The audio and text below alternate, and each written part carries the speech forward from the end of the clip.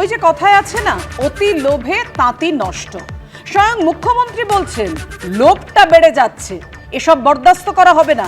আর মমতা বন্দ্যোপাধ্যায়ের হুঁশিয়ারির পরেই সক্রিয় সিআইডি। শিলিগুড়িতে গৌতম ঘনিষ্ঠ তৃণমূল নেতা গ্রেফতার। ফুটপাত দখল মুক্ত করতে মুখ্যমন্ত্রীর ধমকের পরেই সক্রিয় পুলিশ পুরসভা। একেবারে সরে জমিনে নামলেন সিপি। আজ নবান্নের ডিএম এসপি সচিবদের সঙ্গে বৈঠক। কিন্তু প্রশ্ন তুলছে বিরোধীরা, এত বছর পর হঠাৎ করে জবরদখল উচ্ছেদে এই তৎপরতা কেন? আর অন্যদিকে জেলবন্দি আরাবুল ইসলামের বিরুদ্ধে এবার বিস্ফোরক শওকত মোল্লা। এসব বিষয় নিয়ে আমরা আলোচনা করব। তার জন্য স্টুডিওতে যারা উপস্থিত রয়েছেন তাদের সঙ্গে শুরুতেই পরিচয় করিয়ে দেব। রয়েছেন রাহুল চক্রবর্তী, তন্ময় মুখোপাধ্যায়, চয়ন ভট্টাচার্য, চন্দন ঘোষ চৌধুরী এবং প্রাক্তন পুলিশ কর্তা সলিল ভট্টাচার্য। প্রত্যেককে স্বাগত জানাচ্ছি আমাদের স্টুডিওতে। আর শুরুতেই নজর রাখবো মুখ্যমন্ত্রীর হুঁশিয়ারির পরেই সক্রিয় সিআইডি। ডাবগ্রাম ফুলবাড়ি এলাকায় শিল্পের জন্য দেওয়া সরকারি জমি জবরদখল করে বিক্রির অভিযোগে এবার গ্রেফতার গৌতম দেব ঘনিষ্ঠ তৃণমূল নেতা। দফায় দফায় জেরার পর একাধিক প্রশ্নে সন্তোষজনক জবাব দিতে না পারায় শেষ পর্যন্ত ডাবগ্রাম ফুলবাড়ি তৃণমূলের ব্লক সভাপতিকে গ্রেফতার করেছে রাজ্য পুলিশের গোয়েন্দা বিভাগ। তৃণমূল নেতাকে গ্রেফতার করে শিলিগুড়ি থানায় আনা হলে সেখানে বেশ কিছুক্ষণ বিক্ষোভ দেখান তৃণমূলের নেতার অনুগামীরা।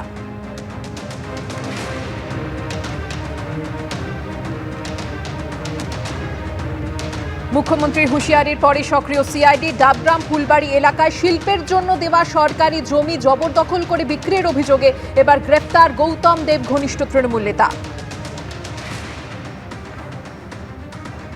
দফায় দফায় জেরা করা হয় তাকে, তবে একাধিক প্রশ্নের সন্তোষজনক জবাব দিতে না পারায় শেষ পর্যন্ত ডাবগ্রাম ফুলবাড়ি তৃণমূলের ব্লক সভাপতিকে গ্রেফতার করেছে রাজ্য পুলিশের গোয়েন্দা বিভাগ।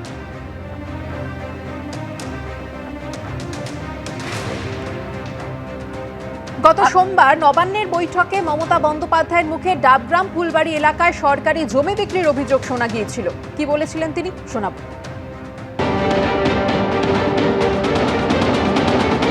আগামী দিন অ্যাকশন হবে। কলকাতা, বিধাননগর, নিউ টাউন, হাওড়া সহ সব জায়গায়, শিলিগুড়িতেও ডাবগ্রাম ফুলবাড়ি তার মানে উদাহরণ। এবং আই এম সরি, ওখানে একটা ল্যান্ড মাফিয়া গ্রুপ তৈরি হয়েছে। তারা গভর্নমেন্টের সব জমি কাওয়াখালি থেকে শুরু করে বিক্রি করে দিচ্ছে। এটা নিয়ে আমি অলরেডি তদন্তের নির্দেশ দিয়েছি। এক্ষেত্রে পুলিশও লোকাল ইনভলভ আছে, ল্যান্ড ডিপার্টমেন্টও ইনভলভ আছে। বিএলআরওদের নামে শুনতে শুনতে শুনতে শুনতে আমি বহুবার বলেছি। আগের ল্যান্ড সেক্রেটারি স্মার্কিকে অনেকবার বলেছি। ইলেকশনের আগে জল নিয়ে প্রবলেম হলো না, ইলেকশনের সময় প্রবলেম হলো না। ইলেকশনের সময় তার মানে এটাকে সাপ্রেস করে রাখা হয়েছিল। একমাত্র ডাবগ্রাম ফুলবাড়ি কি এমন করেছে? কিচ্ছু করেনি। জমি দখল করেছে যারা, তারা ভোটটা দিয়েছে টোটাল বিজেপিকে। জমি মাফিয়াদের গ্রুপ, স্টেটের টাকা এসব বরদাস্ত করা হবে না। আর এই নিয়ে রাজনৈতিক চাপানোতর শুরু হয়ে গেছে। দেখুন, যারা একসময় নেতাদেরকে সুরক্ষা এবং দুর্নীতিতে সহযোগিতা করে অর্থ কামানোকে অভ্যেসে পরিণত করেছিল, তারা তৃণমূল কংগ্রেসের নেতাকে গ্রেপ্তার করলেন। এখন দেখতে হবে এই গ্রেপ্তার আরাবুলের মতন গ্রেপ্তার কিনা, শেখ শাহজাহানের মতন গ্রেপ্তার কিনা। এই গ্রেপ্তার পুলিশ বা সিআইডিকে দিয়ে অপরাধীদেরকে একটু আড়াল করে রাখা এবং জনগণের মধ্যে ইমেজ বিল্ড আপ করার জন্য এই গ্রেপ্তার কিনা।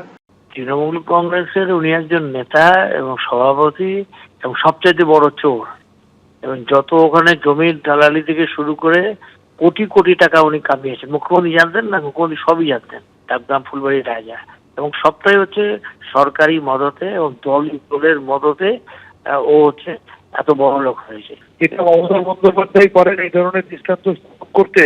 অন্যদিকে সারা ভারতবর্ষের শতাব্দীর সব থেকে বড় শিক্ষা দুর্নীতি এই মুহূর্তে হচ্ছে। আজকে প্রধানমন্ত্রী নরেন্দ্র মোদী বা তাদের বিজেপি দলের সভাপতি জেপি নাড্ডার কি হিম্মত হবে যে তার দলের নেতা মন্ত্রী বা কোনো পদাধিকারীর বিরুদ্ধে প্রকাশ্যে এই ধরনের স্টেটমেন্ট করতে বা প্রকাশ্যে প্রশাসন তাদেরকে অ্যারেস্ট করবে? আমি শুরুতেই রাহুলদার কাছে আসবো। রাহুলদা, তো মারাত্মক অভিযোগ, সরকারি জমি বিক্রির অভিযোগ। আমি বলছি বিরোধীরা কি বলছে সেটা নিয়ে তো তর্ক বিতর্ক আছেই, অবশ্যই তা নিয়ে আপনার কাছে আসবো। কিন্তু স্বয়ং মুখ্যমন্ত্রী, প্রশাসনিক প্রধান, তিনি বলছেন যে ডাবগ্রাম ফুলবাড়ি উদাহরণ বিএলওদের নামে শুনতে শুনতে আমি বহুবার বলেছি, স্থানীয় পুলিশ যুক্ত আছে, জমি দপ্তর যুক্ত আছে, নেতারা যুক্ত আছে, এবং ভোটের সময় সমস্ত চেপে রাখা হয়েছিল, আর এখন সব প্রকাশ হচ্ছে। আচ্ছা, এটা নয় তো যে এখন মানে ভোটের ভোটের পর যেহেতু দেখা গেল পুরসভাগুলো পিছিয়ে রয়েছে, আপনিও জানেন শিলিগুড়ি পুরসভার কি অবস্থা, কতগুলো পুরসভায় বিজেপি এগিয়ে রয়েছে আর মাত্র একটা পুরসভায় তৃণমূল এগিয়ে রয়েছে। আমি বলছি সেই জায়গাটা থেকে এটা কি একদম একেবারে চোখের সামনে মানে তুলে ধরা, এটা স্বচ্ছ, পুলিশ স্বচ্ছ, প্রশাসন স্বচ্ছ? না দেখো, তোমার দুটো প্রশ্নই খুব রেলেভেন্ট কিন্তু পাবিয়াম, দুটোরই জবাব দেওয়া অনেকটা এক সূত্রেই গাথা। কেন বলছি তোমাকে আমি? একটা কথা মুখ্যমন্ত্রী যদি রেকটিফাই করে বা কোনো কাজকে যদি ফেলে রাখতে বলে, বারবার তাগাদা করে, বা যেটার জন্য মুখ্যমন্ত্রী বারবার ওয়ার্নিং দিয়েছে, এর আগেও বহুবার বলেছে, সেই কাজটা যদি না হয়ে থাকে, যদি সেই কাজটা করতে বলেন, তাতে কোনো অন্যায় নেই। একজন প্রশাসনিক প্রধান হয়ে মুখ্যমন্ত্রী যদি করতে বলেন সেটা, তা তো অন্যায় কোথায়? উনি তো কড়া হাতে দমন করতে বলছেন, কড়া হাতে স্টেপ নিতে বলছেন। এ তো ঘটনা, তো যদি যেটা পড়ে আছে বা যেটা হয়নি,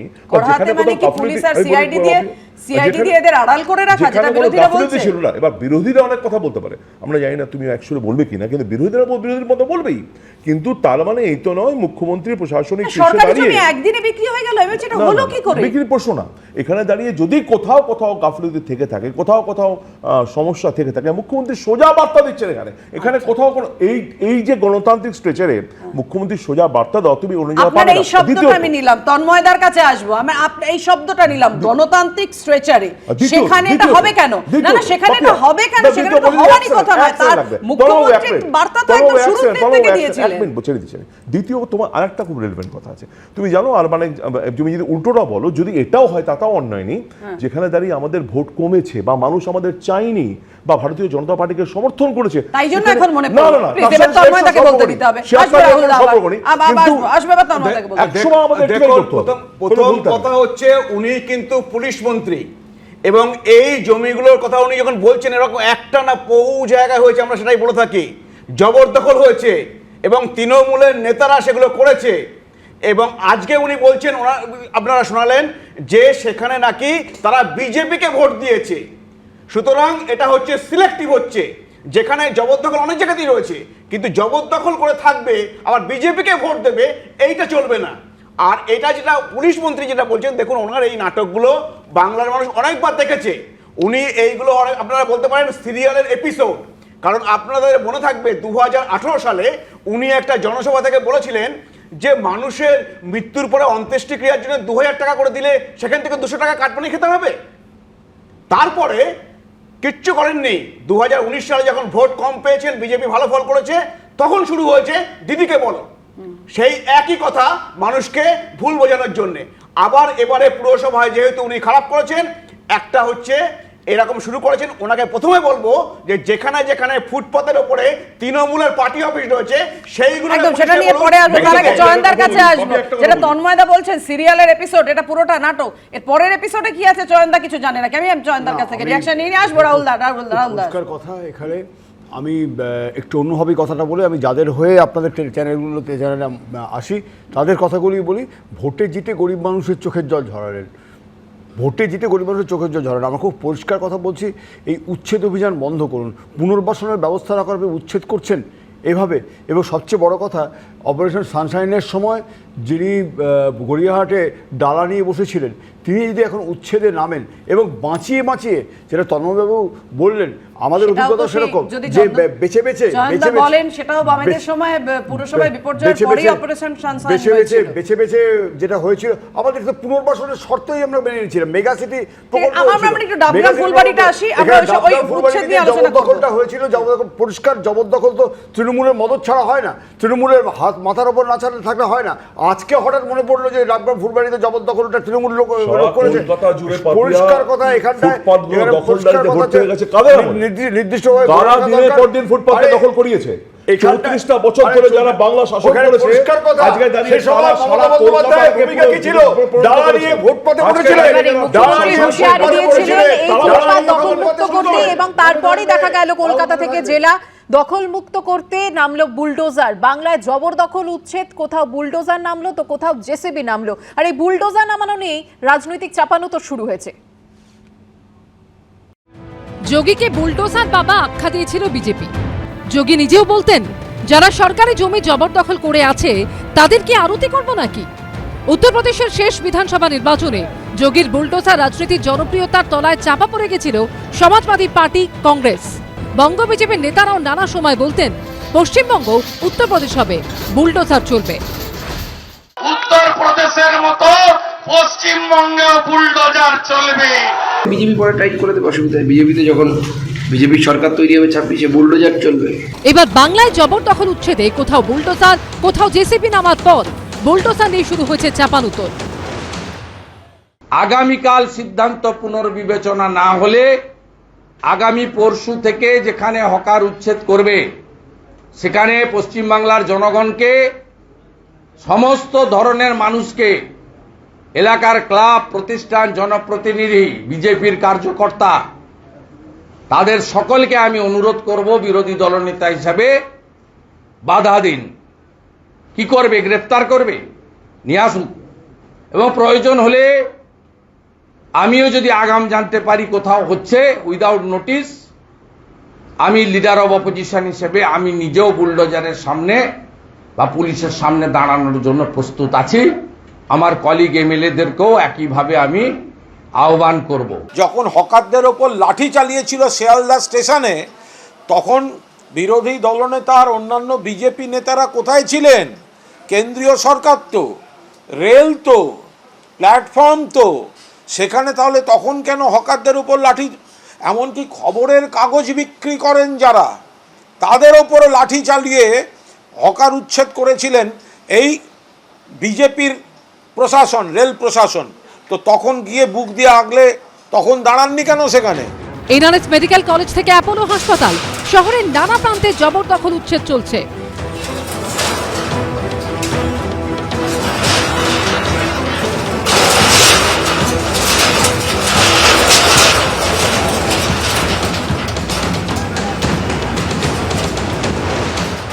এরই সঙ্গে এই প্রশ্ন উঠছে, এত বছর পর হঠাৎ করে জবরদখল উচ্ছেদে এই তৎপরতা কেন?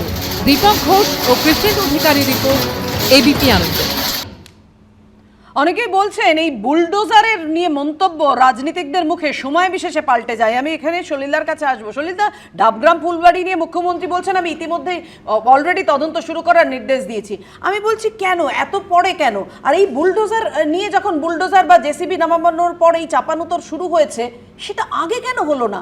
এত পরে কেন? ভোটের পর কেন? রেজাল্ট বেরোনোর পর কেন? দেখো, তুমি দুটো ইস্যু বললে, একটা হচ্ছে ডাবগ্রাম আর একটা হচ্ছে তোমার হকার উচ্ছেদ। ডাবগ্রামেরটা দেখো, কেন এইসব পিসমিল অর্ডার হবে কেন? পিসমিল যদি সত্যি সদিচ্ছা থাকে, ওনার যদি সদিচ্ছা থেকে যে সরকারি জমি যেগুলো হরণ করা হয়েছে সেগুলোকে আমি রিট্রিভ করব, তাহলে একটা সার্বিক অর্ডার দিক, একটা কমিটি গঠন করুক, সেই কমিটি তারা চিহ্নিত করবে প্রথমে, তারপরে অর্গানাইজড ওয়েতে করবে। এগুলো আর কিছু না, এটা কিন্তু গিমিক, পরিষ্কার গিমিক। এটা উনি ওনার স্বচ্ছতা, ওনার প্রশাসনিক কর্মদক্ষতাটাকে যেটা বিলীয়মান, সেটাকে শীর্ষ নেতৃত্ব সব জানতেন, সবাই সব জানতেন, সেটাকে রিট্রিভ করার একটা অদম্য প্রচেষ্টা চলছে। এক, দু নম্বর, হকার উচ্ছেদ যেটা হচ্ছে, this is also a gimmick. কেন গিমিক বলছি? এরমভাবে হকার উচ্ছেদ হয় না। একটা আনপ্ল্যান্ড, আনঅর্গানাইজড, আনসাইন্টিফিক। কারণ কি? কারণ অ্যাটলিস্ট 72 ঘন্টা আগে তাদের তো নোটিশ দিতে হবে, তাদের মাইকিং করে বলে দিক যে তোমরা সরে যাও, নাহলে তোমাদের। তারপরে যে মালগুলো সিজ করছে, দেখো বহু পেরিশেবল জিনিস আছে, সকাল থেকে বিক্রি হয়, কিন্তু মাছ বিক্রি বলো, তুমি ফল বিক্রি বলো, সবজি বিক্রি করো, সেখানে কিন্তু সঙ্গে সঙ্গে একটা অকশন করে, যেহেতু পেরিশেবল গুডস, ওটাকে সঙ্গে সঙ্গে কিন্তু বিক্রি করার ব্যবস্থা, অকশন করে বিট করে সেটা গভর্নমেন্টের রেভিনিউ হয়, সেগুলো করবে না। কিন্তু দেখো আজকে একদম সলিদা, আপনার এই কথাতেই আসবো যে কেন আগে নোটিশ না দিয়ে এই উচ্ছেদ অভিযান শুরু হলো? কেন আগে, যেটা বিরোধী দলনেতাও বলেছে, কেন এসএফও দেওয়া হলো না? আমি একদম এই নিয়ে একদম গায়ের জোর, এই বেআইনি যেটা সলিলদা বলছেন, বিরোধীরাও বলছেন, এই নিয়ে আমি আলোচনায় আসবো। অবশ্যই রাহুলদার কাছে উত্তর নেব। হকার উচ্ছেদ নিয়ে আজ নবান্নে ফের বৈঠকে বসতে চলেছেন মমতা বন্দ্যোপাধ্যায়। সোমবারের মতো আজও কি কড়া বার্তা চলেছেন তিনি? দেখুন, বৃহস্পতিবার হকার সমস্যা নিয়ে নবান্নে ফের একটি বৈঠক ডেকেছেন মমতা বন্দ্যোপাধ্যায়। সূত্রের দাবি, বেলা 12টায় হতে চলা এই বৈঠকে ডাকা হয়েছে 7টি কর্পোরেশনের মেয়র, পুলিশ কমিশনার, পৌর চেয়ারম্যান, জেলা শাসক, পুলিশ সুপারদের। ভার্চুয়ালি থাকবেন ওসি বা আইসি রাও। এই বৈঠক থেকেও কি সোমবারের মতোই ফের কোনো কড়া বার্তা দেবেন মুখ্যমন্ত্রী? উচ্ছেদ অভিযান নিয়ে বিরোধীরা যেভাবে সরব হচ্ছে, তার প্রেক্ষিতে কি কিছু বলবেন তিনি? সোমবার মুখ্যমন্ত্রীর বৈঠকে ডাক পায়নি বর্তমানে রাজ্যের একমাত্র বিরোধী শাসিত পুরসভা তাহিরপুর, যেখানে এখন সিপিএম এর বোর্ড রয়েছে। পাশাপাশি সেই বৈঠকে ডাকা হয়নি পুরুলিয়ার ঝালদা পুরসভার কাউকে, যে পুরসভায় কংগ্রেস জিতলেও পরে তা দখল করে তৃণমূল। বিরোধী দলনেতার দাবি, বৃহস্পতিবারের বৈঠকেও এই দুই পুরসভাকে ডাকা হয়নি। একটু আগেই একটা চিঠির কপি পেলাম, এর আগেও যেমন ঝালদা এবং তাহেরপুরকে বাদ দিয়ে সভা ডাকা হয়েছিল। আগামীকাল বেলা 12টায় মুখ্যমন্ত্রীর নবান্ন সভাগৃহে একেবারে ওসিআইসি থেকে শুরু করে গোটা রাজ্যের নিচ থেকে উপর সমস্ত আরবান এলাকার পদাধিকারী, জনপ্রতিনিধি, মানে আবারও চিঠিতে উল্লেখ আছে, এক্ষেত্রে ঝালদা এবং তাহেরপুর ব্রাত্য। মুখ্যমন্ত্রী পুরপ্রধানদের মিটিং ডেকেছেন যারা তৃণমূলের, এবং যাদেরকে উনি চোর অথবা লুঠেরা বলে মনে করেন তাদেরকে ডেকেছেন, এবং যাদেরকে চোর বলে বলার মতো যোগ্যতাও নেই তাদের উনি ডাকবেন না। আমাদের তাহেরপুরকে উনি ডাকেননি, বরং উনি দাপট দেখাবার জন্য ওর পুরপ্রধানদের ডেকেছেন, এবং কেন কোথায় তৃণমূল কম ভোট পেয়েছে সেই কারণে বুলডোজার নিয়ে মানুষের উপরে আক্রমণ করার চেষ্টা করছেন। যে অকারণে একটা নন ইস্যুকে নিয়ে সস্তা রাজনীতি করা হচ্ছে, বিকৃত তথ্য দেওয়া হচ্ছে। হকার সংগঠনগুলিও জানে, তারাও বুঝবে এটা হকার উচ্ছেদ নয়, নিয়ম কানুনের মধ্যে আনার চেষ্টাটাকে কিন্তু অমানবিক উচ্ছেদ বলে না। বৃহস্পতিবার বৈঠকে মুখ্যমন্ত্রী কি বার্তা দেন সেদিকেই তাকিয়ে সকলে। আশাবুল হোসেন, প্রবীর চক্রবর্তী ও শিবাশিস মৌলিকের রিপোর্ট, এবিপি আনন্দ। আমি রাহুলদার কাছে আসবো। রাহুলদা, এই হকার সমস্যা তো আজকের নয়, অনেক দিন ধরে চলে আসছে, তাহলে এখন নবান্নে একের পর এক বৈঠক কেন, এবং এই নোটিশ না দিয়ে হকার উচ্ছেদ অভিযানই বা কেন হচ্ছে? সলিল বাবু কিন্তু বললেন যে পুরোটাই গিমিক।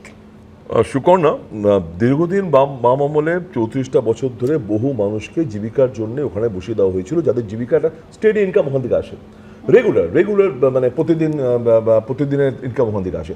এরপরেও যেটা বলা হচ্ছে বারবার, অপারেশন সানশাইন করা হয়েছিল, হকার উচ্ছেদ করা হয়েছিল, আবার তাকে রেভেন্ট করা হয়েছিল, তা বলছি না। এবার যেটা হচ্ছে, সলিলদা যেখানে ভুল করলেন, যেটা চলছে সেটা চলবে এবং ঠিক চলছে। আমার মতো সাধারণ মানুষের মতো সেই কারণে মুখ্যমন্ত্রীকে বলতে হচ্ছে তোলাবাজ নেতা চাই না, জনসেবক চাই। চন্দনদা বলেননি একবার, চন্দনদা একবার বলেননি। ভুল মেসেজ গেলে চন্দনদা, আমার মতো সাধারণ মানুষের মানসিকতা প্রতিফলন হচ্ছে এখানে, যারা ফুটপাত দিয়ে চলতে পারছে না। এটা উচ্ছেদ নয়, যেটা এক্সট্রা অংশ বেরিয়ে আছে, বেআইনি ভাবে করা হচ্ছে, সেটাকে ভাবতে বলা হচ্ছে, এবং তার জন্য যা ক্ষতিপূরণ তাও দেবে বলেছে। তারপরে এটাকে নোংরা রাজনীতি করা হচ্ছে। পাপিয়া কার পারমিশন নিতে হবে? রাহুল না বাই দিবে। তো আমি তোমাকে যেটা বলতে চাইছি, দেখো, মমতা ব্যানার্জির রাজনীতি যারা চেনেন তারা খুব ভালো করে বুঝতে পারবেন যে পলিটিক্যাল ইন্টারেস্টটা কোথায় ইনভেস্টেড হয়েছে। তুমি খুব স্বাভাবিক অর্থে দেখো, যেসব ফুটপাথগুলো দখল হয়েছে, বেআইনি দখল হয়েছে, উনি তার বিরুদ্ধে প্রতিবাদ আজকে করছেন সম্পূর্ণ রকম রাজনৈতিক এবং অরাজনৈতিক বা প্রশাসনিক চেয়ারে বসে। উনি যে মিটিংটা করছেন দ্যাট ইজ অফিসিয়াল মিটিং, এবং তাকে কমপ্লিট টেলিকাস্ট করা হচ্ছে, এবং সেখানে তিনি যে কথাগুলো বলছেন সে কথাগুলোর বাস্তবিক রিফ্লেকশনটা দেখো। কোথায় কোথায় ভোট কম হয়েছে, কোথায় কোথায় কেন ভোট কম হয়েছে, তৃণমূল কংগ্রেসের সরাসরি জিজ্ঞাসা করছেন তৃণমূল কংগ্রেসের নেতাদের, এবং সম্পৃক্ত করছেন এই ধরনের ঘটনার সাথে রিলেট করে দিয়ে। দেখো, একটা কথা তোমাকে বলি, এই মমতা বন্দ্যোপাধ্যায় আজকে যাদের বিরুদ্ধে, জাস্ট এ মিনিট, আমি বলছি তোমাকে, এই মমতা বন্দ্যোপাধ্যায়কে তুমি প্রতিবাদ করতে দেখেছো যখন মিউনিসিপ্যাল বা কর্পোরেশন নির্বাচনের জন্য টায়ার জ্বালিয়ে শুধু একটা নমিনেশন পাওয়ার জন্য, জনসেবার জন্য উদ্গ্রীব তার দলের সদস্যরা জনজীবন বিধ্বস্ত করেছিল। তখন মনে হয়েছিল একবারও যে মমতা বন্দ্যোপাধ্যায় এটা চান না, যারা এই ইন্টারেস্টটা সামনে রেখে এই কাজগুলো করেছে তারা আর্ন করবার জন্য করেছে, পার্টি ইনভেস্ট করবার জন্য করেছে, তারা যেখান থেকে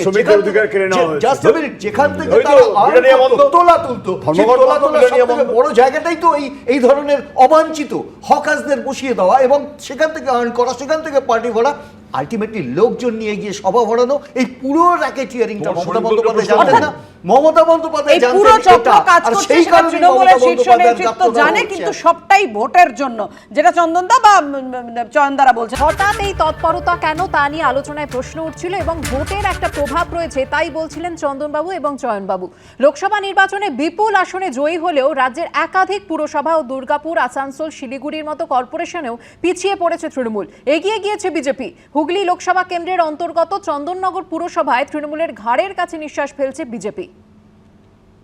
দুর্গাপুর পুরসভা বর্ধমান দুর্গাপুর লোকসভা কেন্দ্রের অন্তর্গত এই আসনে এবার প্রায় 1,40,000 ভোটে বিজেপিকে হারিয়েছে তৃণমূল। কিন্তু লোকসভা ভোটের ফলে নিরিখে দুর্গাপুর পুর এলাকায় দেখা গেছে উলটপুরাণ। দুর্গাপুরে 43টি ওয়ার্ডের মধ্যে 33টিতে এগিয়ে রয়েছে বিজেপি, তৃণমূল মাত্র 10টি ওয়ার্ডে। আসানসোল পুরসভা আসানসোল লোকসভারই অন্তর্গত, সেখানে এবার বিজেপিকে প্রায় 60,000 ভোটে হারিয়েছে তৃণমূল। কিন্তু এখানেও দুর্গাপুরেরই পুনরাবৃত্তি হয়েছে। আসানসোল পুরসভার মোট 106টি ওয়ার্ড রয়েছে। লোকসভা ভোটের ফল অনুযায়ী 76টিতে এগিয়ে বিজেপি, তৃণমূল মাত্র 29টিতে। তৃণমূল ও বিজেপির মধ্যে একটি আসন টাই। উত্তরবঙ্গ থেকে দক্ষিণবঙ্গ ছবিটা কিন্তু এক। দার্জিলিং ও জলপাইগুড়ি লোকসভা কেন্দ্রের মধ্যে পড়ে শিলিগুড়ি পুরসভার 47টি ওয়ার্ড। এর মধ্যে 46টি ওয়ার্ডেই এগিয়ে বিজেপি, তৃণমূল মাত্র একটিতে। অর্থাৎ কর্পোরেশন এলাকা তৃণমূলের এখন মাথা ব্যথার প্রধান কারণ। মুখ ফিরিয়েছে ভোটাররা, আর তাতেই মুখ ভার শাসক দলের। আর তাই কি শহরে ভোটারদের ভরসা ফিরে পেতেই এত বছর বাদে জবরদখল মুক্ত ফুটপাথের উদ্যোগ, জমি মাফিয়াদের দৌরাত্ম্য বন্ধ করার তৎপরতা? কলকাতা কর্পোরেশন সহ 69টা পুরসভাতে ভারতীয় জনতা পার্টি জিতেছে। এটা হলো আপনার গাত্রদার আসল কারণ। আগাম নোটিশ না দিয়ে আপনার পুলিশ বিধাননগরে বেহালাতে আজকে বুলডোজার চালিয়েছেন। একবারও হকার উচ্ছেদ বা হকারদের বিরুদ্ধে অমানবিক কোনো কঠোর পদক্ষেপ মুখ্যমন্ত্রী বলেননি। ফলে হকাররা নিশ্চয়ই থাকবেন, কিন্তু নিয়ম নীতি এবং মাপ অনুযায়ী। গঙ্গাপাড়ের এই পুরসভায় তৃণমূলের থেকে এগিয়ে না গেলেও বাড়ছে বিজেপি। প্রথমবারের জন্য রাজনীতিতে পা দিয়েই হুগলি লোকসভা কেন্দ্র থেকে প্রায় 80,000 ভোটে লকেট চট্টোপাধ্যায়কে হারিয়ে দিয়েছেন তৃণমূলের রচনা বন্দ্যোপাধ্যায়। কিন্তু লোকসভা ভোটের নিরিখে এখানে দেখা যাচ্ছে 33 আসনে চন্দননগর পুরসভায় তৃণমূল 24টি ওয়ার্ডে এবং বিজেপি 9টি আসনে এগিয়ে রয়েছে। মনোজ বন্দ্যোপাধ্যায়, কৌশিক গাতাইত ও সনদ ছাড় রিপোর্ট, এবিপি আনন্দ।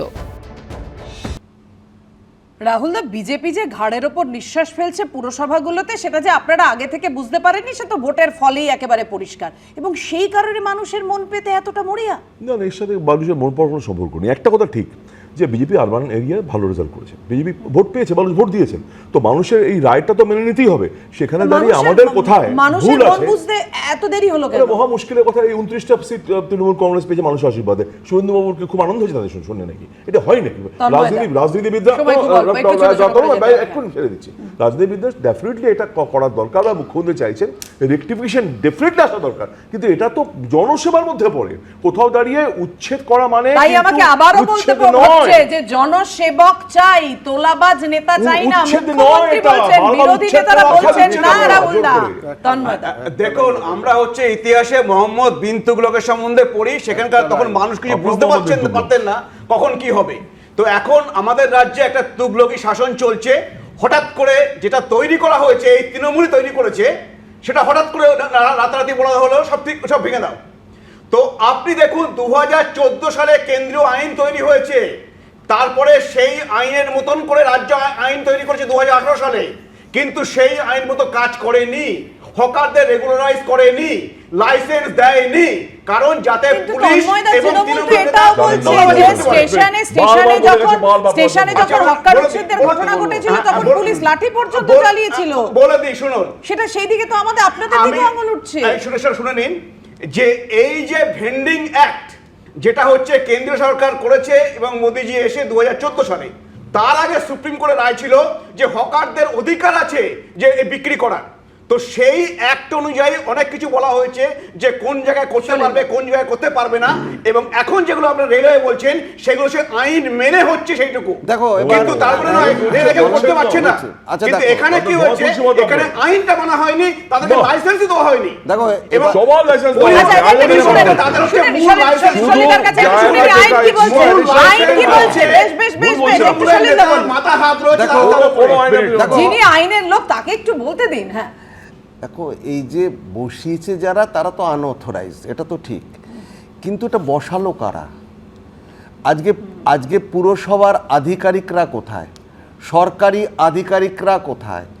আজকে যারা প্রতিনিধি, যারা জনপ্রতিনিধি, তারা কোথায়? তারা তো সিন্ডিকেট করে, এক্সটর্শন করে, টাকা নিয়ে, ডেইলি বেসিসে টাকা নিয়ে তারপরে এদের বসাতে হয়েছে।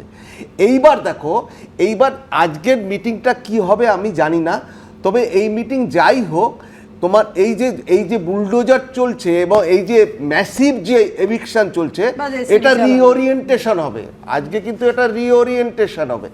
এবার আস্তে আস্তে গিমিকটা তো সব সময় চলে না, কন্টিনিউ করে না, গিমিকটা কন্টিনিউ করে না। 1, 2 নম্বর হচ্ছে যারা সরকারি জমি হরপ করেছে, এসডিএলআর যার কাজ তাকে কেন ডাকছে না? আসলে আমি একটা বিষয় বুঝতে পারছি না, সেটা হচ্ছে আমি বেআইনি বিষয়গুলো যখন হচ্ছে সেটা প্রশাসনের নজরে পড়ছে না। মুখ্যমন্ত্রী বলছেন, নির্দেশ দিচ্ছেন, তারপরে পুলিশ, পুরসভা এরা সবাই সক্রিয় হচ্ছে। তুই প্রশাসনের কথা কেন বলছো? মুখ্যমন্ত্রী তো রাস্তা দিয়ে যাচ্ছেন রোজ। এক্স্যাক্টলি। একটা বিষয় শুধু বেহালা ম্যান্টনে নিশ্চয়ই আপনি দেখেছেন, ডায়মন্ড রোডের পাশে ফুটপাত জুড়ে তৃণমূলের কার্যালয় রয়েছে, জওহরলাল নেহরু রোডের পাশে ফুটপাতের বড় অংশ জুড়ে একেবারে হকার সুরক্ষা ইউনিয়নের একাধিক অস্থায়ী অফিস, সরকারি দলের অফিসগুলো বেশিরভাগই সেগুলো কেন ভাঙা হচ্ছে? শাসক দলের যে অফিসগুলো, রাজনৈতিক অফিসগুলো যেগুলো রাস্তার উপরে, কেন গড়িয়াতে কেন হল না? গড়িয়াতে কোন নরেন্দ্রপুরে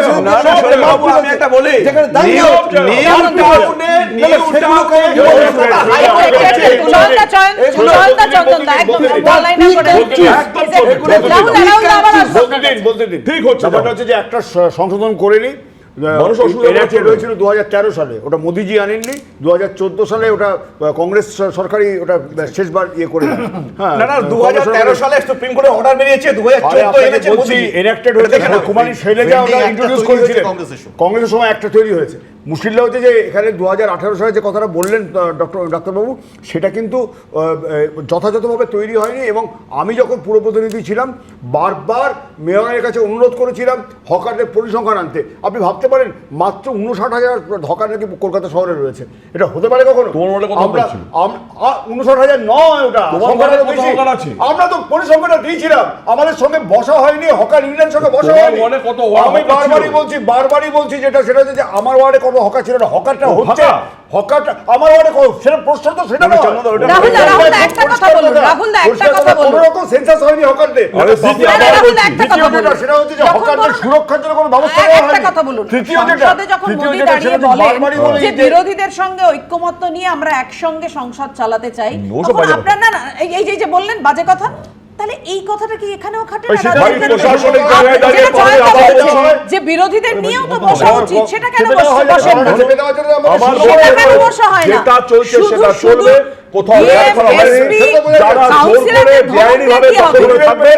সাধারণ মানুষের অসুবিধা করা যাবে না। সিপিএম যদি মনে করে সাধারণ মানুষ অসুবিধা করবে,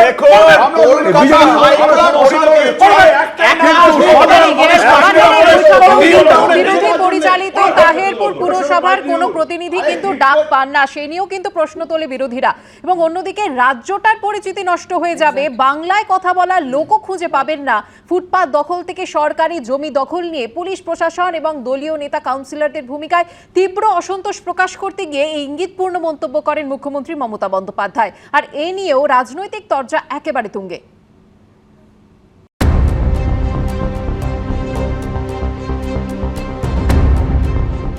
আমাদের ঘাড়ের ওপরে আমি দেখছি যত বোঝা, এরপর তো স্টেটটার আইডেন্টিটি নষ্ট হয়ে যাবে। বাংলায় কথা বলার লোকও খুঁজে পাবেন না।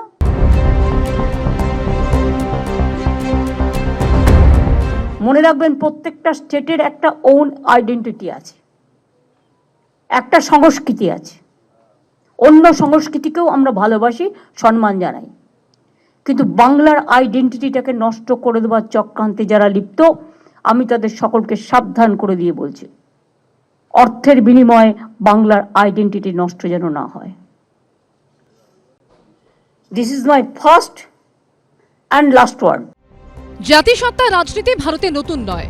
মারাঠি মানুষের কথা বলে একটা সময় গোটা মুম্বাই শাসন করেছেন বাল ঠাকরে। গুজরাটে অস্মিতাকে সামনে রেখে প্রায় 2 দশক গুজরাটে ক্ষমতায় বিজেপি। দ্রাবিড়ীয় সত্তাকে সামনে রেখেই বিজেপি মুক্ত তামিলনাড়ু করেছে ডিএমকে। এবার কি বাংলাতেও পরোক্ষে বাংলা ও বাঙালি এই বিষয়টিকে সামনে রেখে কৌশলী রাজনীতি করতে চাইছে তৃণমূল? বৈচিত্র্যের মধ্যেই ঐক্য, তার নাম ভারতবর্ষ। অতএব সেখানে প্রদেশে প্রদেশে বৈচিত্র্য থাকবে। আর এখানে উনি কি চাইছেন? এখানে উনি চাইছেন যে আমরা বাঙালি পার্টি নাম দিতে, তো তৃণমূল কংগ্রেসের নামটা পাল্টে ফেলুক, আমরা বাঙালি পার্টি নাম দিক, দিয়ে রাজনীতির ময়দানে আসো। যখন ভোট আসবে তখন হিন্দিভাষী এলাকায় গিয়ে বলবেন ভুল হয়েছিল। হিন্দিভাষী এলাকায় মানুষকে টানার জন্য ছট পুজোতে 2 দিন করে ছুটি বাড়িয়ে দেবে, নানা রকম হিন্দি পাখিদের প্রেমের কথা বলবেন, আর ভোট মিটে গেলে তখন অন্যান্য প্রদেশ থেকে আসা লোকদের গালি দেবে। এর দ্বৈত নীতি চলতে পারে না। পাশাপাশি মমতা বন্দ্যোপাধ্যায় যখন বাংলার পরিচিতিকে নষ্ট করে দেওয়ার চক্রান্তের অভিযোগ তুলছেন, তখন পাল্টা বিরোধীরা তাকে মনে করিয়ে দিচ্ছেন বিহারের ভূমিপুত্র অধুরা মুম্বাই নিবাসী শত্রুঘ্ন সিনহাকে আসানসোল থেকে প্রার্থী করে জিতিয়েছেন মমতা বন্দ্যোপাধ্যায়। বিহারের ভূমিপুত্র অধুরা দিল্লিবাসী কীর্তি আজাদকে বর্ধমান দুর্গাপুর থেকে সংসদে পাঠিয়েছেন তৃণমূল নেত্রী। গুজরাটের বাসিন্দা ইউসুফ পাঠানকেও বহরমপুরের ভূমিপুত্র অধীর চৌধুরীর বিরুদ্ধে দাঁড় করিয়ে জিতিয়েছেন তিনিই। সব মিলিয়ে বিতর্ক জোরালো। দীপক ঘোষ ও অনির্বাণ বাগচির রিপোর্ট, এবিপি আনন্দ। চন্দনদা, মুখ্যমন্ত্রীকে কেন আজকে এসে বলতে হচ্ছে অর্থের বিনিময়ে বাংলার সংস্কৃতি যাতে নষ্ট না হয়, বাংলার আইডেন্টিটি যাতে নষ্ট না হয়? আমি বলছি এটার পেছনে কি এরকম কোনো কারণ কাজ করছে? প্রধানমন্ত্রী বা স্বরাষ্ট্রমন্ত্রী বারবার যখন এসছেন নির্বাচনী প্রচারে, কখনো রবীন্দ্রনাথ, কখনো সুকুমার রায়, বিদ্যাসাগর, তাদের উদ্ধৃতি টেনে এনে প্রসঙ্গ উল্লেখ করে বলা এবং বলা যে কালচার চলছে, যে চুরি চলছে, যে দুর্নীতি চলছে, তার জন্য পশ্চিমবঙ্গের সংস্কৃতি নষ্ট হচ্ছে, বাংলার গৌরব নষ্ট হচ্ছে। দেখো, আইডেন্টিটি পলিটিক্সের নতুন মাত্রাটাই তো হচ্ছে এই, অ্যাকচুয়ালি এটা তো ভবের ঘরে চুরি করা। তার কারণ কেউ সাহায্যে নেই পশ্চিমবাংলায় এসে বাঙালি সংস্কৃতি, বাংলার কৃষ্টি ইত্যাদিকে সামনে রেখে প্ল্যাকেট করা। আবার পশ্চিমবাংলার মুখ্যমন্ত্রী যে কাজটা করছেন সেটা বাঙালি অস্মিতাকে সামনে রেখে, আমি আবারও বলি এই কারণে, যদিও তার মধ্যে অনেকগুলো ফ্লস আছে যেটা তুমি দেখালে, অবাঙালিদের বাংলায় যারা বসবাস করেন না তারা বাংলা থেকে নির্বাচিত করছেন এবং সেটা তৃণমূল কংগ্রেসের টিকিটে। কিন্তু উনি যে ডেমোগ্রাফির কথাটা বলছেন, উনি বলতে চাইছেন ডেমোগ্রাফি চেঞ্জ হয়ে যাচ্ছে, অর্থাৎ আইডেন্টিটি বা কৃষ্টি বা সংস্কৃতি চেঞ্জ হয়ে যাচ্ছে। এখন এটা দেখতে হবে, আমি আবারও বলি মমতা বন্দ্যোপাধ্যায়ের প্রত্যেকটা স্টেপের পিছনে রাজনীতি আছে এবং সেই রাজনীতি কখনো কাউকে দুধ দেওয়ার প্রসঙ্গ থাকে, আবার কাউকে তোলা দেওয়ার প্রসঙ্গ থাকে। আমি পরিষ্কার যেটা বলতে পারি সেটা হচ্ছে এটা পুরোপুরি রাজনীতি এবং সেই রাজনীতির মধ্যে আইডেন্টিটি পলিটিক্সটাকে উনি এবার সামনে রাখতে চাইছেন। That is another card she tries to play. Rahul da, প্রথম কথা হচ্ছে, দেখো আমরা তো ডেফিনেটলি গর্ব করে বলি আমরা বাঙালি। এখানে আমরা মনে করি বাংলায় দাঁড়িয়ে যারাই বাংলায় বাস করে তারাই বাঙালি। আমার মাতৃভাষা বাংলা হতে পারে, কিন্তু কোথাও দাঁড়িয়ে চন্দনদা তো কথা বলছে যে সুভাষচন্দ্র নিয়ে আমরা গর্ব করি, যে শ্যামাপ্রসাদ মুখার্জির কথা বিজেপি বলে। আজকে তুমি দেখো বল্লভভাই প্যাটেলের 200-250 ফুট মূর্তি হয়ে গেল, শ্যামাপ্রসাদ মুখার্জির মূর্তি নেই। আজকে সুভাষচন্দ্র বোসের জন্মদিনকে জাতীয় ছুটি বলে আমরা বারবার বলেছি, না কংগ্রেস সরকার করেছে না বিজেপি সরকার করেছে। তো বাংলার আইডেন্টিটি মানে বাংলার সংস্কৃতি রক্ষা করার দায়িত্ব তো আমাদের। সেখানে দাঁড়িয়ে এখানে অবাঙালি বাঙালির প্রশ্ন নেই, বাংলার ঐতিহ্য বা বাংলার ডেমোক্রেসি নিয়ে এই লড়াইটা চলবে আমাদের। কেন বাংলা সবচেয়ে বেশি বঞ্চিত কংগ্রেস সরকার করেছে, বিজেপি সরকার করেছে, বাংলাকে সবচেয়ে বেশি বঞ্চনা স্বীকার করেছে কেন্দ্রীয় সরকার। তৃণমূল অনেক রবীন্দ্রনাথের বাড়িতে হেরিটেজ সাইডে তৃণমূলের অফিস তৈরি করে, তারা রবীন্দ্র ভারতী বিশ্ববিদ্যালয়ে তৃণমূলের অফিস তৈরি হয়। তো এইগুলো করা হয়, তারা হচ্ছে ওই 21শে জুলাইয়ের মঞ্চ থেকে বলে রামকৃষ্ণ ছিলেন তৃণমূল, তারা হচ্ছে বিবেকানন্দ ছবি থাকে মমতা বন্দ্যোপাধ্যায়। তো এইটা হচ্ছে তৃণমূলের কালচার। তারা হচ্ছে স্বাধীনতা দিবসের দিন পালন করে, সেখানে হচ্ছে কদর্য নাচ মহিলাদেরকে এনে স্বাধীনতা দিবস পালন করা হয়। কিন্তু মুখ্যমন্ত্রী তো সতর্ক করছেন, তো এইটা আপনারা বলছেন, কিন্তু মুখ্যমন্ত্রী তো সতর্ক করছেন। মুখ্যমন্ত্রীর চোখের সামনে এগুলো হয়েছে, আপনাকে একবারে প্রতিবাদ করতে হবে না, কিচ্ছু হবে না। আজকে যেখানে বেরিয়েছিল রবীন্দ্র ভারতী বিশ্ববিদ্যালয়ে একজন উপাচার্যকে কাজ করতে দেওয়া হচ্ছে না, তারপরে তৃণমূলের সেখানে যে নেতা নেত্রী ফটো রয়েছে, তিনি কি বলেছেন কেন রাখা হচ্ছে সেখানে? তিনি একবার কতগুলো কথা শুনেছে, বাংলা সংস্কৃতি নষ্ট করার সুবিধা হয় তিনি একটা বলেন, যখন কাজ করার প্রয়োজন হয় তিনি কিছু করেন না, তিনি চুপ করে বসে থাকেন। বাংলা সংস্কৃতিকে বিকৃত করা চলবে না। বাংলা সংস্কৃতি নিয়ে কথা বলছেন, বিভিন্ন জায়গার নাম আপনারা পরিবর্তন করেছেন, স্টেশনের নাম পরিবর্তন করেছেন, রাস্তার নাম পরিবর্তন করেছেন, ইতিহাসকে বিকৃত করেছেন। আপনারা ইতিহাস জানেন না, বাংলায় চলবে না, জানেন না, বাংলা এখানে বাঙালি হয় ডাক্তারবাবু, নাকি? এক মিনিট বলতে দিন। সেটা হচ্ছে যে অন্য কিছু নয়, এই ধরনের কথাবার্তা বলাটা গিমিক। মমতা বন্দ্যোপাধ্যায় নিজে অনেকগুলো জায়গাতে অপ্রয়োজনীয়ভাবে হিন্দিতে ভাষণ দেন, কলকাতায় দাঁড়িয়ে, হ্যাঁ, পশ্চিমবাংলার বিভিন্ন জায়গায় দাঁড়িয়ে। গতকাল গজাতীয় ভাষাটা সে কিচ্ছু নয়, ওসব বাজে কথা বলে লাভ নেই, এগুলো আমাকে বুঝিও না। দ্বিতীয় যেটা হচ্ছে, তোমাদের থেকে ভালো, অনেকের থেকে ভালো হিন্দি আমি জানি। দ্বিতীয় যেটা সেটা হচ্ছে যে, হ্যাঁ হ্যাঁ চলো কোনদিন করবে বলো, আমি যাবো। দ্বিতীয় যেটা সেটা হচ্ছে কি, এখানটায় গত পরশু দিন শপথ নিচ্ছিলেন ইউসুফ পাঠান, তিনি শপথের শেষে জয় গুজরাট বললেন। যে জায়গাগুলোতে খুব স্পষ্টভাবে উঠে আসছে সেটা হচ্ছে যে বিভাজনের রাজনীতিটা, ভাষাগত সংঘাত, ভাষাভাষী মানুষের মধ্যে সংঘাত। দেখুন, হিন্দি ভাষীরা এখানে যারা আছেন তারা দীর্ঘদিন ধরে আছেন, তাদের আমাদের মতো বেশি তারা আছেন, সেই তাদের সঙ্গে সংঘাতটা তৈরি করে দেওয়া হচ্ছে, নানাভাবে তৈরি করে দেওয়া হচ্ছে। দ্বিতীয় যেটা সেটা হচ্ছে বিভিন্ন জায়গাতে তৃণমূল কংগ্রেসের আমলে যা ফেস্ট ইত্যাদি, তাদের সব কেউ বুঝতে পারে, কোনো বুঝতে পারেনি কেউ। বাংলার সংস্কৃতি নষ্ট হচ্ছে, মুখ্যমন্ত্রী যে বার্তা দিয়েছেন, আজ আবার বৈঠক রয়েছে নবান্নে, কি বার্তা দেন আমাদের নজর থাকবে। কিন্তু ক্যানিং পূর্বের তৃণমূল বিধায়ক বিস্ফোরক অভিযোগ করেছেন আরাবুল ইসলামের বিরুদ্ধে। কি সেই অভিযোগ আপনাদের সামনে রাখবো। মাঝখানে খয়রুলকে মার্ডার করতে হবে পরিকল্পনা শুরু হলো, আমরা কিছুই জানি না। অভিষেক বন্দ্যোপাধ্যায় একদিন আমাকে বললেন, ভাঙড়ে নেতাগিরি করছো, ওখানে একজন প্রধান আছে, তার স্বামীর নাম খয়রুল, তার মার্ডার করার জন্য 18 লক্ষ টাকা লেনদেন হয়েছে। তুমি যে আরাবুল করো, সে আরাবুলেই এই ঘটনার মূল নায়ক, ওটা আমার উপর ছেড়ে দাও। এখানে দায়িত্ব আসার পর আমরা সবচাইতে বেশি আমি গুরুত্ব দিয়েছিলাম, এই ভাঙড়ের একজন নেতা ছিলেন যার নাম আরাবুল ইসলাম, নাম না করাই ভালো, অনেকেই বলছেন। এখানে যে ঘটনা ঘটিয়েছে আপনারা শুনলে অবাক হবেন। আমার কাছে গত পরশুদিন 1,30,00,000 টাকার একটা চিঠি এসছে, কয়েকটা চিঠি, পঞ্চায়েতের টিকিট দেওয়ার নাম করে 6 লক্ষ টাকা থেকে 15 লক্ষ টাকা পর্যন্ত কেউ নিয়েছে, কারো কাছ থেকে নেওয়া হয়েছে। প্রধান করার জন্য এখানে অনেকেই বসে আছেন, কারোর কাছ থেকে 25 লাখ, 30 লাখ থেকে 40 লাখ টাকা নেওয়া হয়েছে। এখানেই শেষ নয়, আরাবুল ঘনিষ্ঠ জেলা পরিষদ সদস্যা খাদিজা বিবির বিরুদ্ধে লোকসভা ভোটে অন্তর্ঘাতের অভিযোগ করেছেন শওকত। লোকসভা নির্বাচনও সেখানে সাবতোষ করা হয়েছে। খাদিজা বিবি যে জেলা পরিষদের সদস্য, একেবারে ভিতর থেকে চক্রান্ত করে আইএসএফ এর সঙ্গে ভিতর থেকে জোট বেঁধে এখানে যাতে তৃণমূল কংগ্রেসটা হেরে যায়,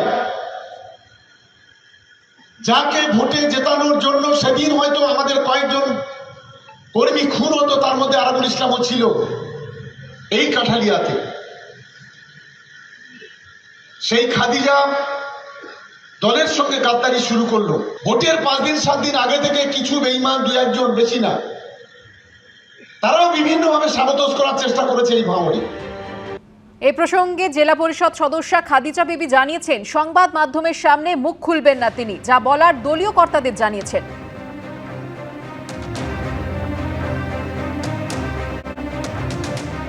অর্থাৎ দলের মধ্যে যে অন্তর্ঘাত, সেটা নিয়ে আলোচনা আমরা পরে আসবো, কিন্তু আমি সলিলদার কাছে আসবো। সলিলদা, মানে শওকত মোল্লা যে বিস্ফোরক অভিযোগ করছেন, এটা প্রকাশ্যে করছেন কেন? আমার কথা হচ্ছে এইটা, খৈরুল নেতা, তাকে মারার জন্য 18 লক্ষ টাকা লেনদেন, আইন আছে তো, প্রশাসন আছে তো। এটাই তো নতুন প্ল্যান, এটাই হচ্ছে এবার হচ্ছে আরাবুল অথরিটি, এটা শেষ। দেখো, আরাবুলকে ভালো, ওর নোটোরিটি কিন্তু খুব কুখ্যাত, মানে খুবই মানে সুবিদিত সবার কাছে ওর নোটোরিটি। সে অধ্যাপিকাকে জগ ছুঁড়ে মারার থেকে শুরু করে রেজ্জাক মোল্লার মতো বয়স্ক লোককে অ্যাসাল্ট করা, রাস্তার উপরে পরপর গাড়ি আর্সান লাগানো, একটার পর একটা ঘটনা কিন্তু বহিষ্কারও করেছিল 6 বছরের জন্য। না, 6 বছর ফিরিয়ে 6 মধ্যে দলে ফিরিয়ে 6 মাসের মধ্যে ফিরিয়ে নিয়ে এসেছিল। অফিসিয়ালি হয়তো 1.5 বছর করেছে, কিন্তু 6 মাসের মধ্যে ফিরিয়ে নিয়ে এসেছিল। 1 নম্বর। 2 নম্বর হচ্ছে এই আরাবুলকে দেখো, ঠিক ইলেকশনের আগে কিন্তু ঢুকিয়ে দেওয়া হলো। তোমার জানো, লাস্ট পঞ্চায়েত ইলেকশনে যে র্যাম্পেজ, তোমার মনে আছে? 2011-র আগে যখন সরকার এখানে আসেনি, তখন বৈদিক ভিলেজে যে র্যাম্পেজ হয়েছিল সে তো সারা সংবাদ মাধ্যম সারা দিন ধরে কয়েক মাস ধরে দেখিয়ে গেছে যে র্যাম্পেজ হয়েছিল, সেটাও কিন্তু করেছে। ওর কন্ট্রিবিউশন দলের প্রতি কিন্তু অবাধ, প্রচুর কন্ট্রিবিউশন আছে। শওকত মোল্লা কিন্তু যখন সেই 10-11-র সময় কিন্তু ও ছিল সিপিএম পার্টিতে করতো, এবং ওখানকার রাউন্ডি ছিল, নন রাউন্ডি ছিল। তা এরপরে যেটা হলো যে আরাবুল ইসলামকে যখন অ্যারেস্ট করে ঢোকানো হলো ইলেকশনের সময়, এইবার এতদিন পরে এই কথাটা কেন উঠলো? আজকে এতদিন পরে দল যখন মাথার ওপর থাকবে না তখন পুলিশ প্রশাসন ব্যবস্থা নেবে, সেটাকেই বলে কাজের বেলায় কাজী, কাজ ফুরলে পাজি, ইউজ অ্যান্ড থ্রো। ও কিন্তু থ্রো হয়ে গেল। এইবার ওই কেসে, ওই মার্ডার কেসে ওকে ইন্টারোগেশন করবে, অ্যারেস্ট হবে, কাস্টডি ট্রায়াল হবে। ওর এই দল বলেছিল তাজা ছেলে, ও আমাদের হচ্ছে গর্ব, শাসক দলের শাসক দলের মধ্যে এত কোন্দল, এত কাব্য লেখা হয়ে যাবে। হ্যাঁ বলুন, ভালো কি করে বলছে বলো তো পাপি? শৈলদা খুব জানে, শৈলদার সময় দাঁড়িয়ে কার কার হাত কার কার মাথায় ছিল এবং কাকে ধরা যাবে কাকে ধরা যাবে না, এত অন্তর্ঘাত সেটা দল শীর্ষ নেতৃত্বকে জানাননি কেন শওকত মোল্লা? আজকে দাঁড়িয়ে তো আরাবুল জেলে, তা আজকে তো অন্য দলের মতো নয়, আজকে মজিদ মাস্টার, তপন ঘোষ, শুকুলেরই নয়, এখানে দাঁড়িয়ে কোথাও কাউকে কোনোভাবে জেলে বলে সুযোগ পেলেন না, তাই জেলে। আজকে দাঁড়িয়ে বাজিয়ে বামপন্থীদের সময় যাদের কথা বারবার বলেছে একটা জেলে ঢুকিয়েছে, আজকে তৃণমূল কংগ্রেসের সরকার কিন্তু সোজাসুজি কারোর বিরুদ্ধে কোনো রেয়াত করছে না, অন্যায় হবে ঢুকিয়ে দেবে, এবং যা বলছে শওকত প্রমাণ দেবে, সেটা তদন্ত সবে।